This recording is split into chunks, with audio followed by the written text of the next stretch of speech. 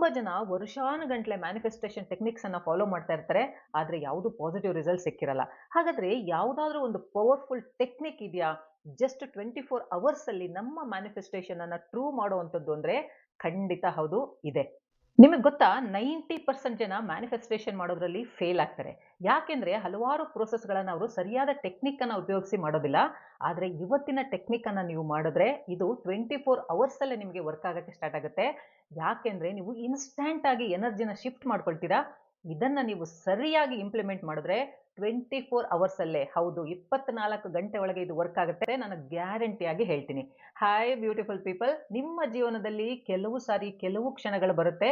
ನಮ್ಮ ಲೈಫಲ್ಲಿ ಏನಾದ್ರೂ ಮ್ಯಾಜಿಕ್ ಆಗ್ಬೇಕು, ಏನಾದ್ರೂ ಮಿರಾಕಲ್ ಆಗ್ಬೇಕು ಅಂತ ನಾವು ಅನ್ಕೊಳ್ತೀವಿ.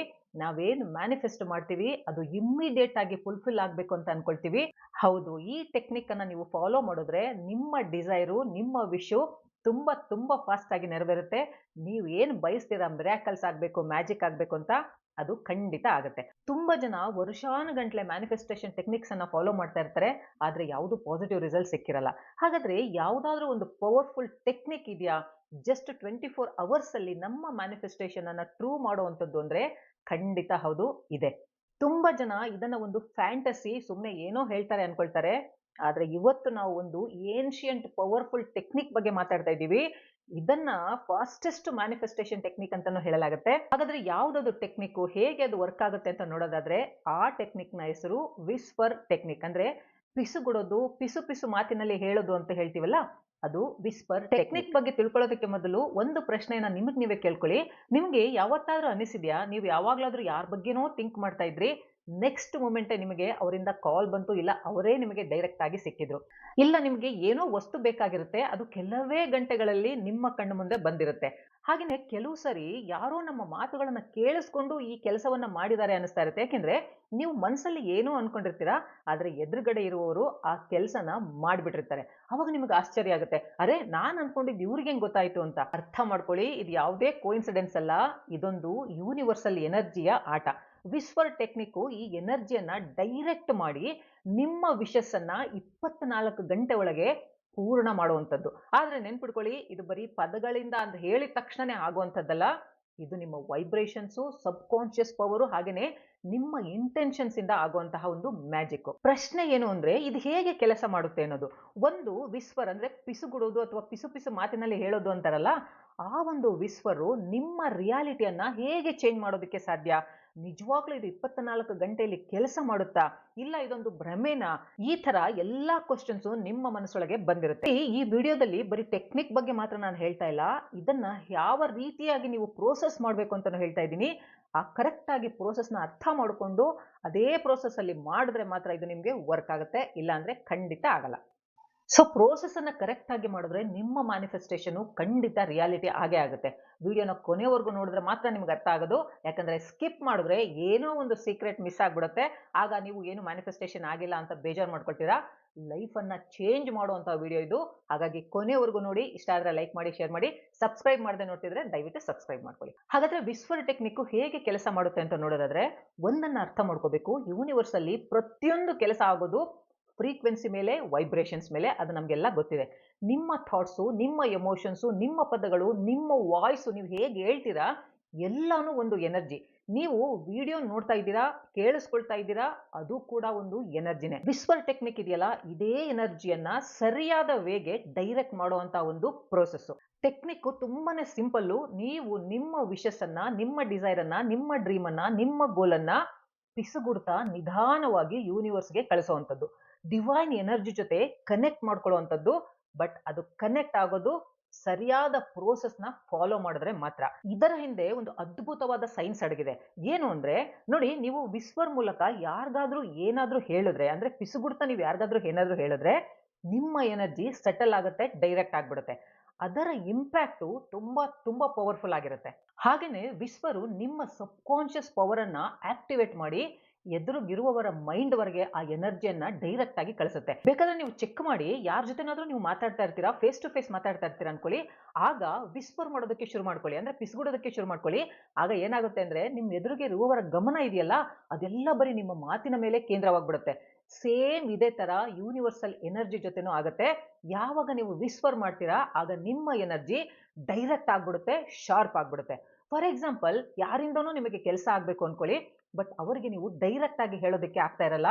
ಅಂತಹ ಪರಿಸ್ಥಿತಿಯಲ್ಲಿ ಯೂನಿವರ್ಸ್ ಮೂಲಕ ನೀವು ರಿಕ್ವೆಸ್ಟ್ ಮಾಡ್ತೀರಾ, ಡಿವೈನ್ ಪವರ್ಗೆ ರಿಕ್ವೆಸ್ಟ್ ಮಾಡ್ತೀರಾ. ಅಂದ್ರೆ ಯಾರೋ ನಿಮ್ ಜೊತೆ ಮಾತು ಬಿಟ್ಟಿರ್ತಾರೆ, ಆದ್ರೆ ನೀವೇ ಡೈರೆಕ್ಟ್ ಆಗಿ ಕಾಲ್ ಮಾಡೋದಕ್ಕೆ ಏನೋ ಒಂಥರ ಮುಜುಗರ, ಬಿಗುಮಾನ.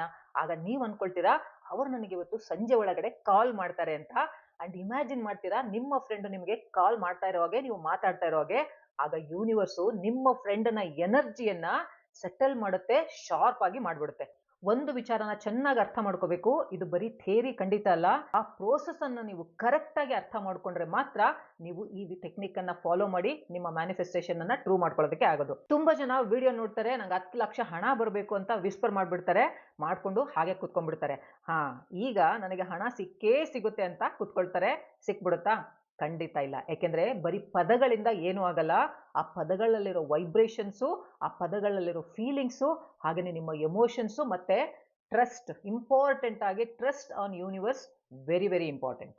ಸೊ ಈ ಟೆಕ್ನಿಕ್ ಅನ್ನ ಸರಿಯಾದ ರೀತಿನಲ್ಲಿ ಫಾಲೋ ಮಾಡಿ ಪಾಸಿಟಿವ್ ರಿಸಲ್ಟ್, ಅಂದ್ರೆ ನಾವು ಏನು ಮ್ಯಾನಿಫೆಸ್ಟ್ ಮಾಡ್ತಾ ಇದ್ದೀವಿ, ಏನು ಅಟ್ರಾಕ್ಟ್ ಮಾಡ್ಕೋಬೇಕು ಅಂತಿದೀವಿ, ಅದನ್ನ ಹೇಗೆ ನಾವು ಪಡ್ಕೋಬೇಕು ಅಂತ ನೋಡೋದಾದ್ರೆ ಇಲ್ಲಿ ಕೆಲವು ಸ್ಟೆಪ್ಸ್ ಅನ್ನ ನೀವು ಫಾಲೋ ಮಾಡಬೇಕಾಗುತ್ತೆ. ಸ್ಟೆಪ್ ನಂಬರ್ 1 ಏನ್ ಹೇಳುತ್ತೆ ಅಂದ್ರೆ, ನಿಮಗೆ ನಿಮ್ಮ ಡಿಸೈರ್ ಬಗ್ಗೆ ಕ್ಲಾರಿಟಿ ಇರಬೇಕು, ಸ್ಪೆಸಿಫಿಕ್ ಆಗಿರಬೇಕು.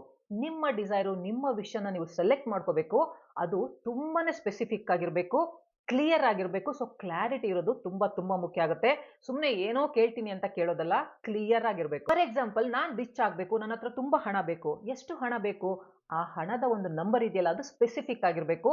ಅದು ಎಕ್ಸಾಗರೇಟ್ ಆಗಿ ಮಾತ್ರ ಇರಬಾರ್ದು. ನನಗೆ ಈಗಲೇ 100 ಕೋಟಿ ಬರಬೇಕು ಅಂದ್ರೆ ಅದು ಎಕ್ಸಾಗರೇಷನ್ ಆಗುತ್ತೆ, ನಿಮಗೆ ಡೌಟ್ ಬರೋ ತರ ಇರಬಾರ್ದು. ಸೊ ಕ್ಲಿಯರ್ ಇಂಟೆನ್ಷನ್, ಕ್ಲಾರಿಟಿ ಇರಬೇಕು. ಯಾಕಂದ್ರೆ ಯೂನಿವರ್ಸ್ಗೆ ಕ್ಲಿಯರ್ ಸಿಗ್ನಲ್ ಅನ್ನ ನೀವು ಕಳಿಸ್ಬೇಕು, ಕನ್ಫ್ಯೂಸ್ಡ್ ಸಿಗ್ನಲ್ಸ್ ಅನ್ನ ನೀವು ಕಳಿಸಬಾರ್ದು. ಫಾರ್ ಎಕ್ಸಾಂಪಲ್, ನನಗೆ 3 ತಿಂಗಳಲ್ಲಿ 10 ಲಕ್ಷ ಹಣ ಬೇಕು. ಸ್ವಾತಿ ಅಂದ್ರೆ ಯಾರೋ ನಿಮ್ಮ ಫ್ರೆಂಡ್ ಸ್ವಾತಿ ನನಗೆ ಇವತ್ತು 5 ಗಂಟೆ ಒಳಗಡೆನೆ ಕಾಲ್ ಮಾಡಬೇಕು. ನನ್ನ ಮಗ 90% ಮೆರಿಟ್ ತಗೊಂಡು ಈ ಎಕ್ಸಾಮ್ ಅಲ್ಲಿ ಪಾಸ್ ಮಾಡಬೇಕು. ಸೊ ನೀವು ಎಷ್ಟು ಕ್ಲಿಯರ್ ಆಗಿರ್ತೀರೋ ಅಷ್ಟೇ ನಿಮ್ಮ ಮ್ಯಾನಿಫೆಸ್ಟೇಷನ್ ಫಾಸ್ಟ್ ಆಗುತ್ತೆ. ಅಂಡ್ ಎರಡನೇ ಸ್ಟೆಪ್ ಏನು ಅಂದ್ರೆ, ಈ ಟೆಕ್ನಿಕ್ ಅನ್ನ, ಅಂದ್ರೆ ಈ ವಿಸ್ಪರಿಂಗ್ ಪ್ರೋಸೆಸ್ ಅನ್ನ ಹೇಗೆ ಮಾಡೋದು ಅನ್ನೋದು. ಮೊದಲಿಗೆ ಒಂದು ಶಾಂತವಾಗಿರೋ ಜಾಗದಲ್ಲಿ ನೀವು ಕುತ್ಕೋಬೇಕು. ಅಲ್ಲಿ ಯಾವುದೇ ಡಿಸ್ಟರ್ಬೆನ್ಸ್ ನಿಮಗೆ ಇರಬಾರ್ದು. ಶಾಂತವಾಗಿರೋ ಜಾಗದಲ್ಲಿ ನಿಮ್ಮ ಮನಸ್ಸನ್ನ ಶಾಂತವಾಗಿ ಇಟ್ಕೊಂಡು ಕುಳಿತುಕೊಂಡ್ಮೇಲೆ ನಿಮ್ಮ ಡ್ರೀಮು, ನಿಮ್ಮ ಡಿಸೈರ್ ಏನಿದೆ ಅದನ್ನ ವಿಜುವಲೈಸ್ ಮಾಡಬೇಕು. ಈಗಾಗಲೇ ಅದು ಆಗ್ ಹೋಗಿದೆ, ನಿಮ್ಮ ಕೈಗೆ ಸಿಕ್ಕಿದೆ ಅನ್ನೋ ರೀತಿಯಲ್ಲಿ ನೀವು ಅದನ್ನ ಇಮ್ಯಾಜಿನ್ ಮಾಡಬೇಕು, ಅದನ್ನ ಫೀಲ್ ಮಾಡಬೇಕು. ಸೊ ವಿಜುವಲೈಸ್ ಆದ ನಂತರ ಕಣ್ಣುಗಳನ್ನ ಮುಚ್ಚಿ ನಿಧಾನವಾಗಿ ಮೆಲ್ಲಗೆ ವಿಸ್ಪರ್ ಮಾಡಬೇಕು, ಅಂದ್ರೆ ಪಿಸುಗುಡ್ಬೇಕು.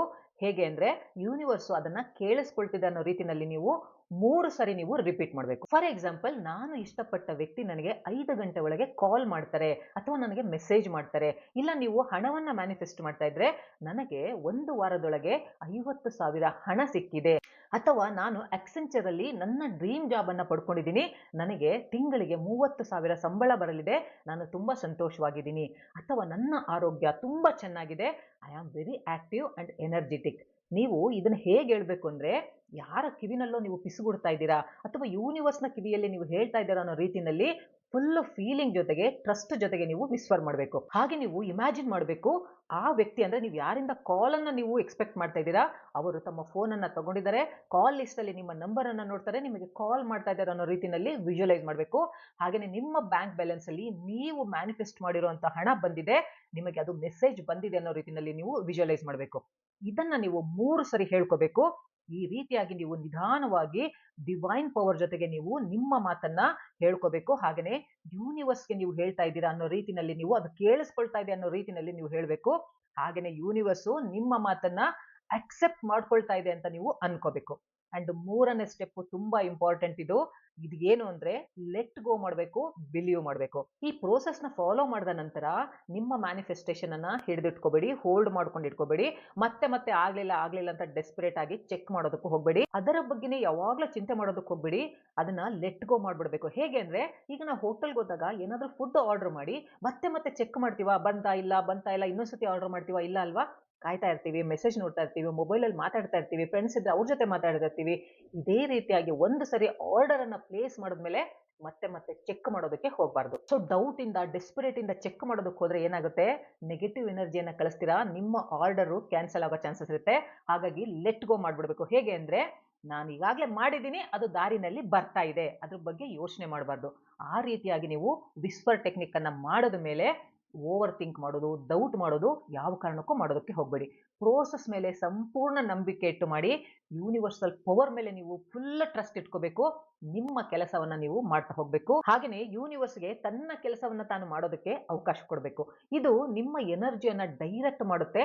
ಫ್ರೀಕ್ವೆನ್ಸಿಯನ್ನ ಇನ್ಸ್ಟಂಟ್ ಆಗಿ ಶಿಫ್ಟ್ ಮಾಡ್ಬಿಡುತ್ತೆ. 90% ಜನ ಮ್ಯಾನಿಫೆಸ್ಟೇಷನ್ ಯಾಕೆ ಫೇಲ್ ಮಾಡ್ಕೊಳ್ತಾರೆ ಅಂದ್ರೆ, ಅವರು ಸರಿಯಾದ ಎನರ್ಜಿ ಜೊತೆ ಈ ಟೆಕ್ನಿಕ್ ಅನ್ನ ಫಾಲೋ ಮಾಡಿರಲ್ಲ, ಇಲ್ಲ ಡೌಟ್ ಪಟ್ಟಿರ್ತಾರೆ, ಇಲ್ಲ ಮತ್ತೆ ಮತ್ತೆ ಚೆಕ್ ಮಾಡಿರ್ತಾರೆ. ರಿಸಲ್ಟ್ ಬಂದಿಲ್ಲ ಅಂತ ಡೆಸ್ಪರೇಟ್ ಆಗ್ಬಿಡ್ತಾರೆ, ಡೌಟ್ ಆಗ್ಬಿಡ್ತಾರೆ, ಹಾಗೇನೆ ಫಿಯರ್ ಇರ್ತಾರೆ. ಇವೆಲ್ಲ ನೆಗೆಟಿವ್ ಒಂಥರ ಪ್ರೋಸೆಸ್, ನೆಗೆಟಿವ್ ಎನರ್ಜಿ ಆಗ್ಬಿಡುತ್ತೆ. ಹಾಗಾಗಿ ಯಾವುದೇ ನೆಗೆಟಿವಿಟಿನ ನೀವು ಇಟ್ಕೊಳಕ್ ಹೋಗ್ಬಾರ್ದು. ಆದ್ರೆ ಈ ಟೆಕ್ನಿಕ್ ಅನ್ನ ಸರಿಯಾದ ಕ್ರಮದಲ್ಲಿ ನಂಬಿಕೆ ಇಟ್ಟು ಮಾಡಿದ್ರೆ, ಎನರ್ಜಿ, ಫ್ರೀಕ್ವೆನ್ಸಿ, ವೈಬ್ರೇಷನ್ಸ್ ನ ಸರಿಯಾಗಿ ಇಟ್ಕೊಂಡಿದ್ರೆ ಖಂಡಿತ 24 ಗಂಟೆ ಒಳಗಡೆ ನಾನು ಬರೆದು ಕೊಡ್ತೀನಿ. 24 ಗಂಟೆ ಒಳಗೆ ನಿಮಗೆ ರಿಸಲ್ಟ್ ಸಿಕ್ಕೇ ಸಿಗುತ್ತೆ. ನೀವು ವಿಸ್ಪರ್ ಟೆಕ್ನಿಕ್ ಅನ್ನ ಅಪ್ಲೈ ಮಾಡಿ ರಿಸಲ್ಟ್ ತಗೋಬೇಕು ಅಂತ ಇದ್ರೆ ನನಗೆ ಕಮೆಂಟ್ ಬಾಕ್ಸ್ ಅಲ್ಲಿ ಕಮೆಂಟ್ ಮಾಡಿ. I am ready to whisper. ಮತ್ತೆ ಮುಂದಿನ ವಿಡಿಯೋದಲ್ಲಿ ಭೇಟಿ ಮಾಡ್ತೀನಿ. ಬಾಯ್.